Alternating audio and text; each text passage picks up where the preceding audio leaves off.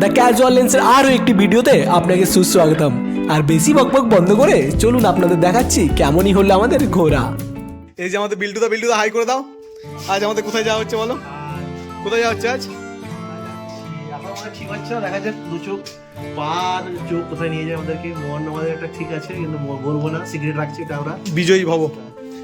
এই যে আমাদের বুবাইদা স্বনামধন্য ব্যক্তি একজন মেসে। তাহলে রেডি, আপাতত আমরা জানি না কোথায় যাচ্ছি। অনেক দূর জার্নির পরে সত্যি বেহালা এত সুন্দর একটা মন্দির, দারুণ। কোনোদিনও কলকাতায় থেকেছি এতদিন ধরে, ছোট থেকে আছি, কিন্তু কখনো আসা হয়নি। তবে মন্দিরটা সত্যি দারুণ। মন্দির নিয়ে কি বলতে চাও? জয় শ্রীরাম।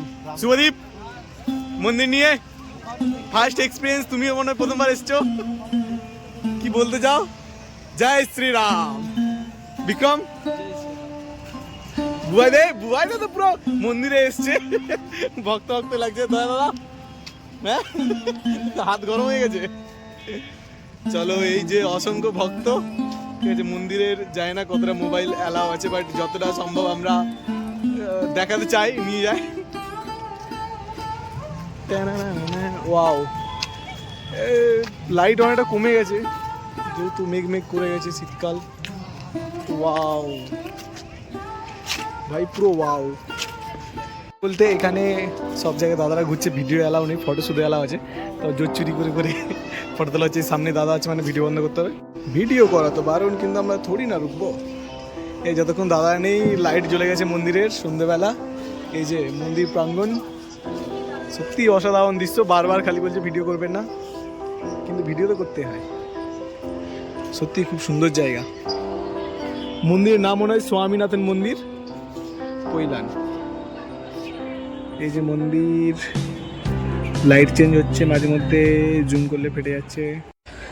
সত্যি বলতে বাঙালি কালচারের সাথে সেইভাবে জড়িত না বলে ঠিক জানা ছিল না। তবে আজ মন্দিরে এসে যাটুকু জানতে পারলাম, যে সত্যি বলতে নামটাই ঠিক মতো জানতাম না। এতদিন স্বামীনাথন জেনে এসেছি। আজ জানলাম যে অ্যাকচুয়ালি ঠাকুরের মানে ভগবানের নাম স্বামী নারায়ণ। আর যা জানলাম এই মন্দির নিয়ে তা হচ্ছে যে এই মন্দির এখনও মানে বর্তমানে 16টা আরও প্রজেক্ট চলছে দেশে, এবং দেশের বাইরেও 16টা প্রজেক্ট চলছে কোথায় কোথায় হতে পারে। এবং যিনি এখনও পর্যন্ত অধ্যক্ষ বলা চলে, বাট যেটুকু জানলাম তিনি হচ্ছেন মহান শাস্ত্রী মহারাজ। তার এজ হচ্ছে 92 বছর। তিনি এই বয়সেও মানে পুরো ডাইরেক্টভাবে প্রত্যেকটার তত্ত্বাবধান করেন, যে মন্দিরে কতটা কাজ এগিয়েছে, কী চ্যালেঞ্জ আসছে, কী আসছে সব কিছু।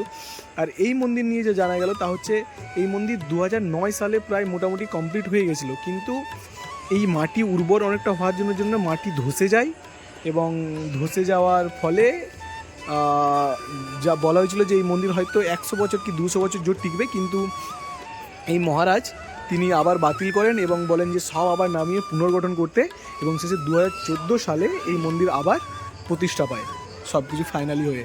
এবং এই যে মহারাজ যিনি আছেন, তার টার্গেট হচ্ছে প্রত্যেকটা মন্দির যেন প্রায় হাজার বছরের ওপরে টিকে থাকে স্বমহিমায়। আগে এই মন্দিরে অন্নকূট পুজো হলো গোবর্ধন ঠাকুরের নিয়ে।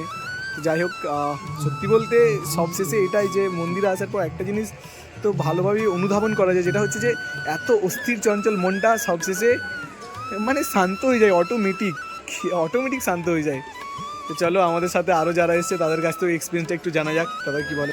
আমাদের সাথে যারা এসছে তাদের একটা এক্সপিরিয়েন্স জানা যাক। হচ্ছে বিল্টুদা, দেখা যাক বিল্টুদা এই মন্দির নিয়ে তোমার এসে কীরকম ফিলিংস, তুমি কীরকম অনুভব করছো? খুবই, তো ফার্স্ট অফ অল বলতে চাই জয় রাম শ্রীরাম। তো খুব জয় রাম। একটা এই এক্সপিরিয়েন্সটা আমি ফার্স্ট টাইম আসলাম এই মন্দিরে এসে। তো আমরা সত্যি একটা খুবই সুন্দর একটা দৃশ্য দেখতে পেয়েছি, যেখানে ভগবানকে তোমরা আসো, সবাইকে আমি অনুভব করবো। আর এখানে নীলকণ্ঠে বর্ণী ভগবান, তার বাল্যরূপ দর্শন দেখতে পাবেন। এখানে শ্রী শ্রী পরমাত্মা পরম ব্রহ্ম স্বামীনারায়ণ টেম্পেল আছেন, স্বামীনারায়ণ ভগবান এখানে উপস্থিত আছেন, বিরাজমান আছেন। আপনারা এসে দেখবেন, এখানে আসুন। অসংখ্য ধন্যবাদ। তোমার মনের কিরকম পরিবর্তন এলো? যে ধরো আমার যেমন মনটা, আমি তো সবাই চঞ্চল অস্থির থাকি, আমরা একটা আলাদা শান্তি অনুভব করলাম। তোমার কিরকম মনে হয়? শান্তি অনুভব করেছি, এখান থেকে মন থেকে ভগবানের প্রার্থনা করেছি। ঠিক আছে, দেখা যাক, ভগবানকে চেয়েছি, ভগবানের কাছ থেকে অনেক কিছু এটা শান্তির জায়গা। যে কোনো ঠাকুরস্থানই হোক না কেন, পবিত্র স্থান বা শান্তির জায়গা, আমরা শান্তি অনুভব করছি। ধন্যবাদ। চলো, আমরা সবসময় চঞ্চল খিস্তি মারা ছেলেগুলো এসে এরকম এত সুন্দর কথা বলছি, মানে সত্যি কিছু তো ম্যাজিক্যাল ভাইবস আছেই ভাই এখানে। এই যে এবার আমাদের দয়া দাদাও আমাদের সাথে এসছে, এও অনেকদিন কলকাতায় থেকেছে, তো আমরা জানতে চাই যে এই মন্দিরে আসার পরে তার কীরকম মনের পরিবর্তন হলো, কীরকম ইচ্ছে হলো, দাদা যদি কিছু বলে তো। না সত্যি এই মন্দিরে আসার পর মানে মনটা এতটা হালকা হয়ে গেল, একটু জোরে বলে দাও। আমাদেরকে কিছু বলে বোঝাতে পারবো না, কিন্তু বাট আমি ক্যামেরা নিয়ে এসেছিলাম কিন্তু ভিডিওগ্রাফি ফটোগ্রাফি করতে যাইনি, এটাই হচ্ছে একটা খুবই খারাপ। আক্ষেপ।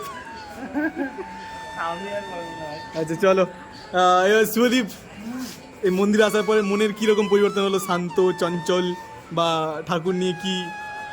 শান্ত চঞ্চল না, আমি তো দেখলাম মন্দিরটাকে দেখাচ্ছিল বহুকাল, মানে কি বলে স্ট্রাকচারটা দেখাচ্ছিল কীরকম ব্যাপার কী আছে, কার মন্দির, তাও তো এখন একটু কনফিউশনে আছি কার মন্দির কে কোন ঠাকুরের মন্দির সেটা নিয়ে।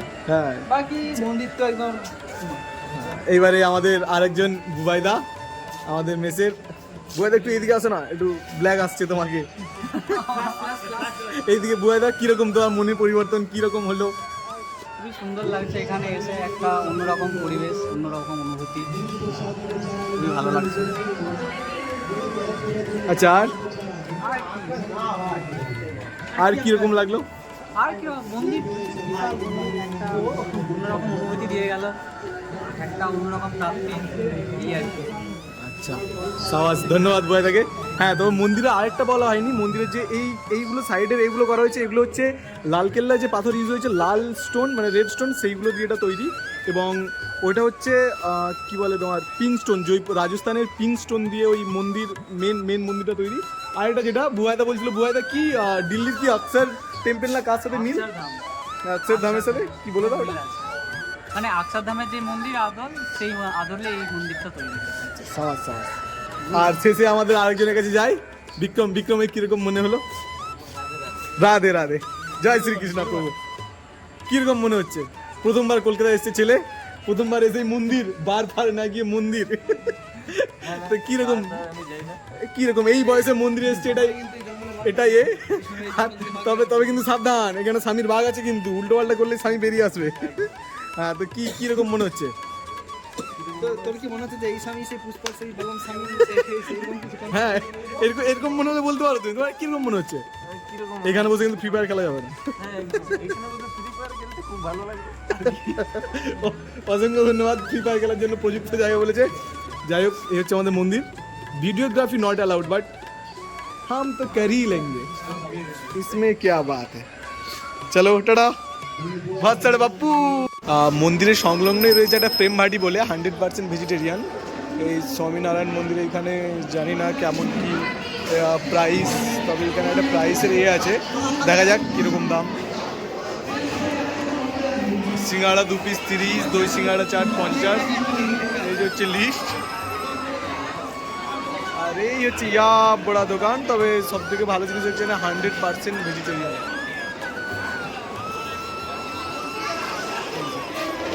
চলো, আর এরই ঠিক উল্টো দিকে আছে সাহিত্য ঔষধ ভান্ডার। চলো দেখা যাক এখানে কি পাওয়া যেতে পারে। এখানে সবাই ঢুকেছে, দেখা যাক তারা কিছু কেনে না এমনি জাস্ট ঘোরাঘুরি করছে।